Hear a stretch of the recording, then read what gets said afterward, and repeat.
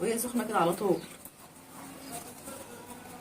والله يا جماعه ربايه الفراخ في البيت انا عايزه اكلمكم في موضوع جميله جدا. الشرايه من بره دي بتخرب البيت، وعلى فكره اللي بتشتروه من بره طعمهم وحش جدا. يعني انا بقالي فتره ما كنتش جبت فراخ اربيها وكده فبشتري من بره، بصراحه ما فيش طعم، مش عاجبني. ربايه البيت جميله. انت عارفه لو عايزه تعلي الصوت في الفيديو هنوريك تعلي ازاي. يعني انا طبعا وده وقت وزميلك المفروض ان انا هعمل واحده فول مشويه النهارده، مش عارفه بقى هم هيوافقوا ولا لا. هشوف، لو ما وافقوش هنعمل حاجه تانية. نشوي ماشي، هشوف الاغلبيه عايزه ايه. يعني انت عايزه مشوي معايا؟ ولا كمان المشوي كان مفيهوش زيوت وحلو. فعلا عشان الرجيم يعني. انت عشان الرجيم على طول.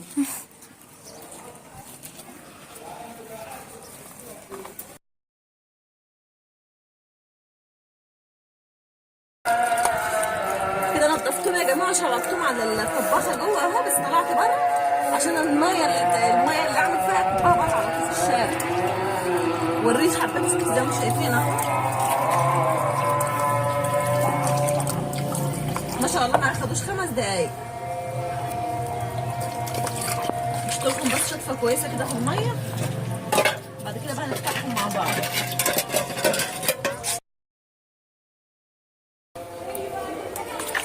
طبعا انا عامله المطبخ اول ما صحيت من النوم كانت الساعه حوالي 7 كده. مسكت المطبخ بتاعي ما خليتش فيه اي حاجه ما شاء الله. بصوا وقلبته من فوق لتحت. الدبان ده نزل، ما كانش هينفع ان انا اقعد بقى تحت ابوظه تاني. يعني ما في الحاجات دي اصلا بتحوس. يعني شوف انا لسه طالعه بره اهو والدنيا اتقلبت حواليا.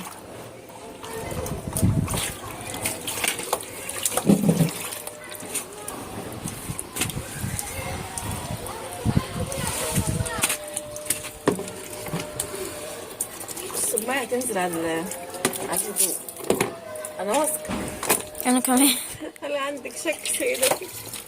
وقفت لما اقوم لهم بس ميه.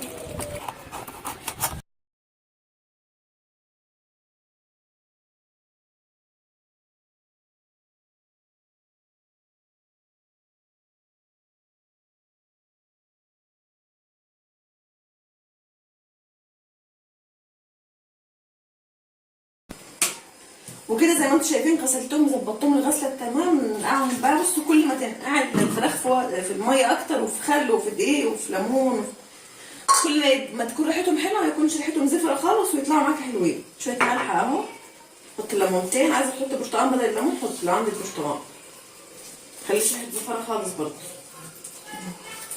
هسيبهم بقى ايه في الميه ديت شويه حلوين، على قد ما تقدري تسيبيهم ساعه 2 3، بص زي ما انت عايزه، ريحتهم تكون جميله. وطبعا للاسف يا جماعه هم قالوا مش عايزين فراخ مشويه بعد كل الحيره اللي انا فيها. كان نفسي اكل فراخ صبحه، بس قالوا عايزين ياكلوا كوارع النهارده، مش عارفه ليه يعني، رغم ان انا عندي الفراخ والله احسن.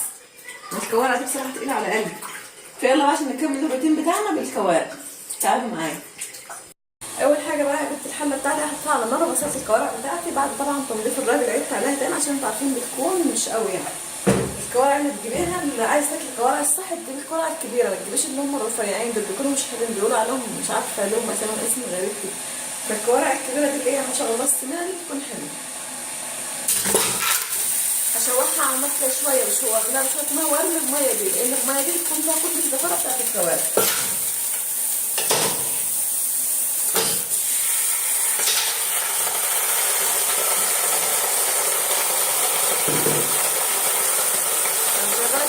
عشان اخد الميه بتاعته شوحت كده شويه سنه، واحط لها شويه ميه، وبعد كده اجيب لك الميه دي واكب الميه ده ارميها واحط لها شوربه نضيفه. خليكم معايا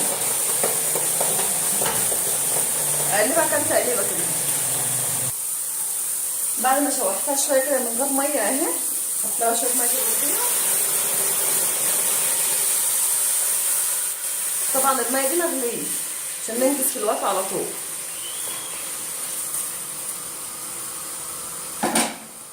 هسيبها بقى تغلي فيهم كده حوالي ربع ساعه عشان بس نطلع الزفاره منها، وبعد كده هنكب الميه دي مش محتاجينها، نحط لها بقى ميه نضيفه.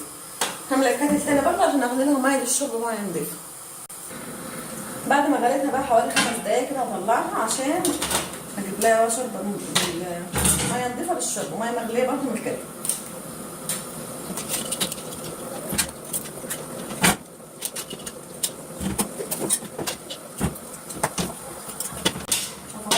الكبيره دي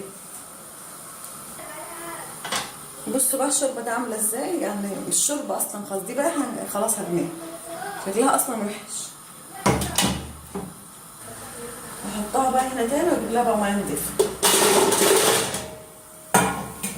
وميه مغليه تاني اهي نضيفه عشان تغلي بسرعه معانا.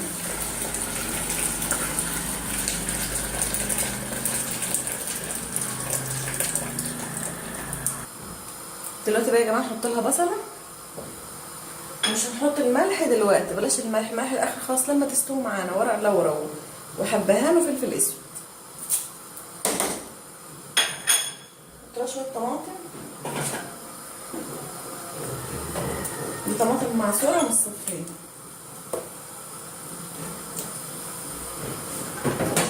تعالوا بقى نعمل الصلصه، نغطي عليها بقى ونسيبها براحتها، نقرب الغطا كده عشان ما ينفرش على البوتاجاز، نسيبها براحتها.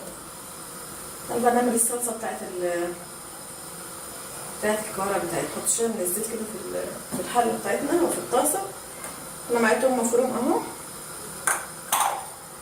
هاخد حته منه بقى عشان اسيب حته للفتة، او كتره توم عشان الفتة.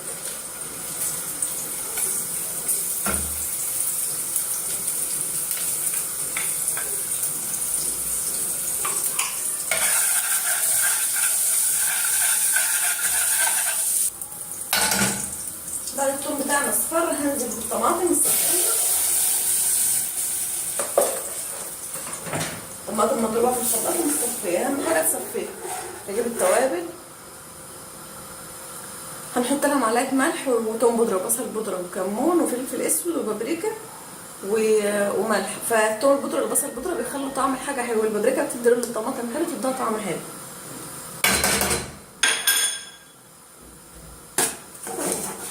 نقلبها كده تقليبه ونسيبها تتسبك على الكوارع بتاعتنا ما تستوي. خليكم معايا. تعالوا بقى نعمل الفته بتاعتنا، نحمرها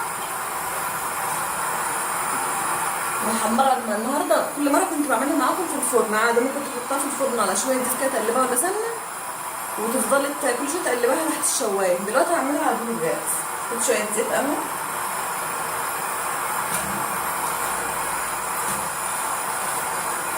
ده عيش يا جماعه عاملاه بالمقص، مقطعه زي ما تحب الشكل اللي انت عايزاه، اي عيش عندك. ده عيش بايت عادي يعني، بايت صابح مش هتفرق. اول ما بيتحمص بيكون طعمه حلو.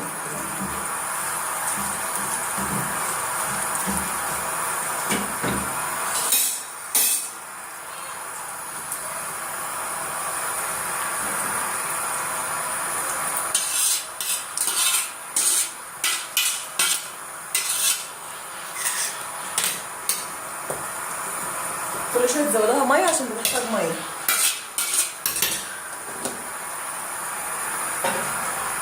الصلصه كمان لسه قربت تسبك فيها على النار اهي. حطيها عليها برضه. تاخدوا بالكم عشان العيش بيتلسع بسرعه، ما بياخدش وقت، بيتلسع مننا بسرعه.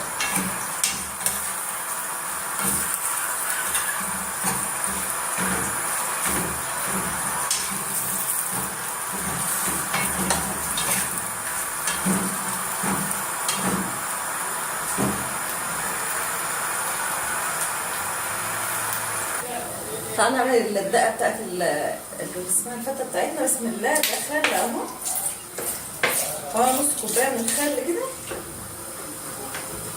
ده التوم المفروم اللي كنا سايبينه، عشان بس مش هعرف انزله بالمعلقه.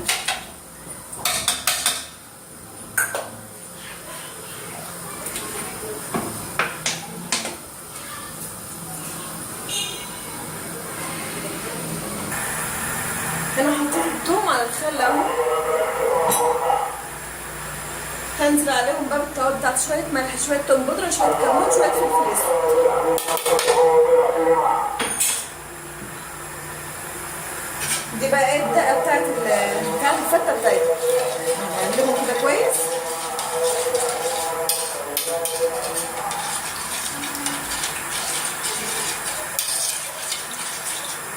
هسيبهم على جنب.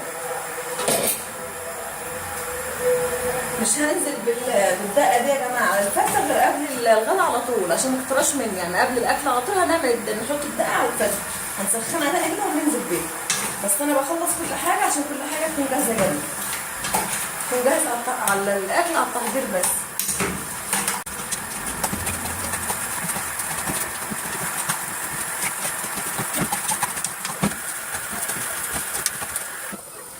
هنا بقى هننزل على الصلصه بتاعتي وشويه من الخل كده عشان نخففها شويه. مش عايزاها تقيله. طفيت على الفته اهي زي ما انتم شايفين.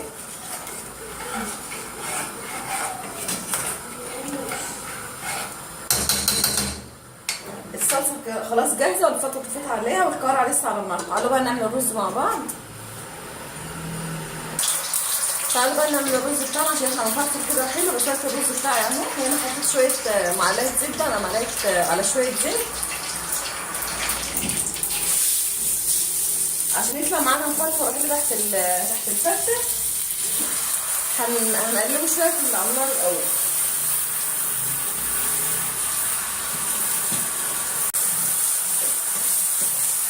زي ما انتم شايفين كده.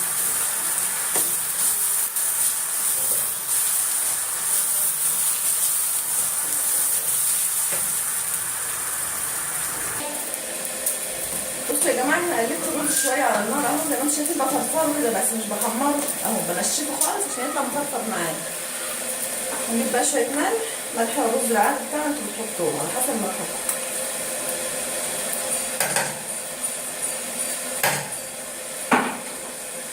وميه مغليه برضه تاني.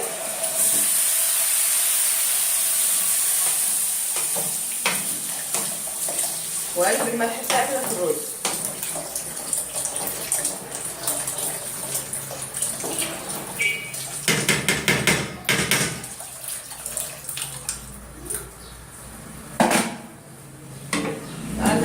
يلا وقف عليه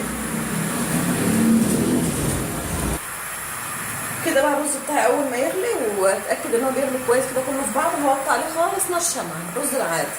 والكوارع بتاعتي كمان قبل الاكل بشويه، قبل ما اطفي على 5 دقايق هسيبها براحتها خالص لما اتاكد انها تتهري معايا. برضه هحط لها الملح بتاعها واطفي عليه، نرجع نكمل مع بعض. خليكم معايا. لما تاكدنا بقى يا جماعه ان الكوارع بتاعتنا خلاص استوت، نحط لها الملح بتاعها.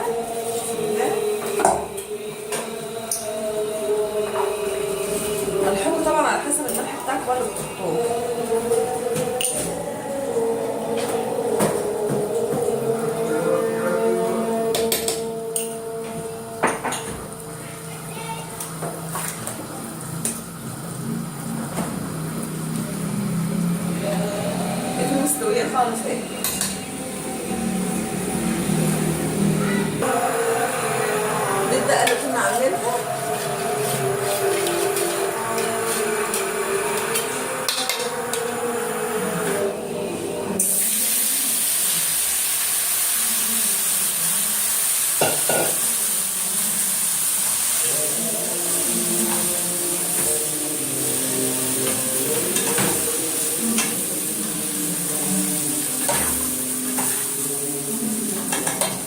عليها بقى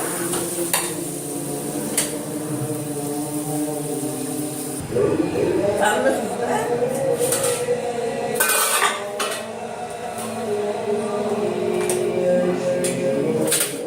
طبعا عشان معمول من بدري،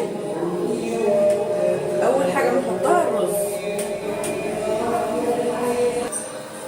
بعد كده بنحط الفته حواليه الرز شويه بشويه.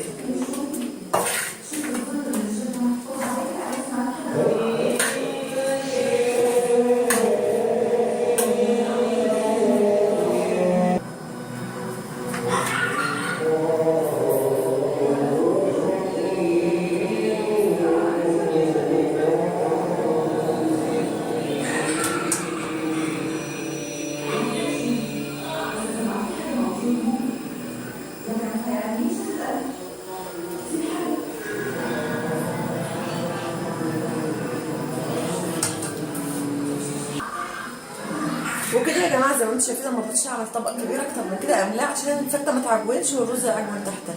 زي ما انتم شايفين ده كان الروتين بتاع النهارده، ودي كانت الغدا بتاعنا. الجوارع ما شاء الله جميله جدا. لو عجبتكم اعملوا لايك واشتركوا في القناه زي ما انتم شايفين اهي.